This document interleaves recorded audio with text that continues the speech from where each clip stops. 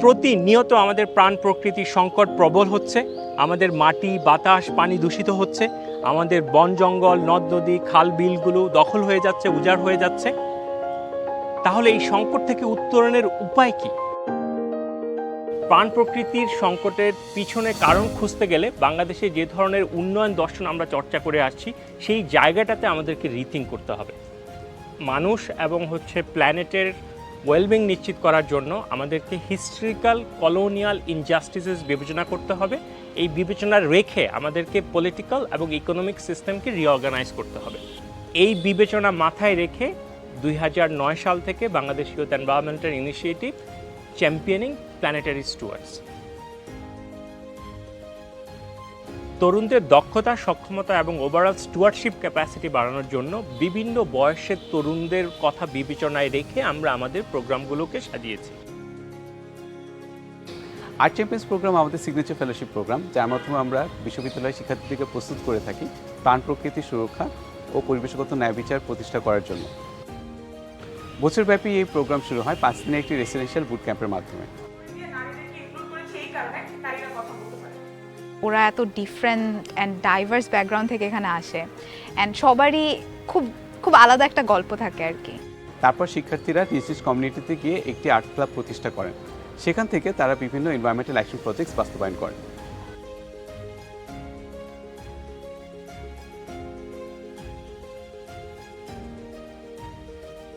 National art olympiad আমার কাছে একটি শিক্ষা আন্দোলন, যার মাধ্যমে আমরা আর্ট এবং এনভায়রনমেন্টাল সায়েন্স এডুকেশন বাংলাদেশের শিক্ষার্থীদের মধ্যে প্রমোট করি এবং শিক্ষা ব্যবস্থার মূলধারায় নিয়ে আসার চেষ্টা করি। এই অলিম্পিয়াডের মোট 3টে ধাপ রয়েছে, যার বিভাগীয় পর্বের টপারদেরকে আমরা আয়োজন করি গ্রিন ডে ট্রেনিং প্রোগ্রাম, যেখানে আমাদের টিম বাংলাদেশের প্রতিটি বিভাগে যে দিনব্যাপী ট্রেনিংয়ের আয়োজন করে থাকে।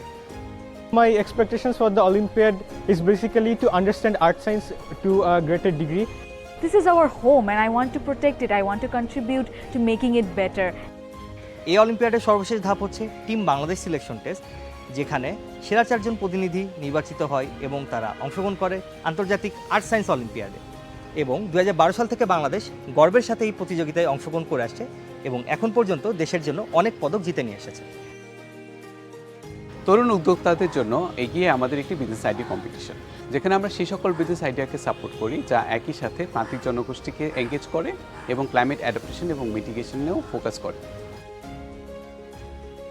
একদম ছোটবেলা থেকেই শিশুদের যেন পরিবেশের সাথে সম্পর্ক তৈরি হয়, এই জন্য আমরা আয়োজন করে আসছি কিডস ফর নেচার প্রোগ্রাম, যেখানে আমরা শিশুতোষ বই পাবলিশ করি। ক্লাসরুমের বাইরেও বেশ কিছু ফান অ্যাক্টিভিটির মাধ্যমে তাদেরকে এই বিষয়গুলো শিখতে সাহায্য করি। পরিবেশ নিয়ে জনপরিসরের নানান সমস্যা, তাদের চিন্তা এবং ভিন্ন ভিন্ন দৃষ্টিভঙ্গি আর্ট ফর্মের মাধ্যমে তুলে ধরার জন্য আমরা আয়োজন করে থাকি আর্ট 360 ফেস্টিভ্যাল, যেখানে পেইন্টিং, ডিজিটাল আর্ট, ফটোগ্রাফি, ফিল্মের মতো বিভিন্ন ক্যাটাগরিতে শিল্পীরা তাদের আর্টওয়ার্ক সাবমিট করে থাকে এবং তা আমরা এক্সিবিশনে উপস্থাপন করি। প্রথম কোশ্চেন হচ্ছে যে ঢাকা শহরে যখন বৃষ্টি হয় তখন সাথে সাথে ট্রাফিক জ্যাম লেগে যায়, এটার কারণটা কি আপনারা বলতে পারবেন? নেক্সট জেনারেশন অফ লিডার্সদের সাথে আমরা কারেন্ট পলিসি মেকার্স এবং স্কলারসদের একটা ডায়ালগ সৃষ্টি করার চেষ্টা করছি, যার মাধ্যমে আমরা ক্রিটিক্যাল এনভায়রনমেন্টাল ডিসকোর্সকে প্রমোট করছি। নদী যখন ভাঙে, it's part of the let's say our hydrological phenomena, it's part of being a delta. এবং আশা করছি এর মাধ্যমে একটা মোর জাস্ট, ফেয়ার এবং ইকুইটেবল বাংলাদেশের দিকে আমরা যেতে পারবো। আরবান কালচার যত সো কল ডেভেলপড হতে থাকবে, এই শুষ্কতা শুষ্ক আইডিওলজি অত তীক্ষ্ণ হতে থাকবে।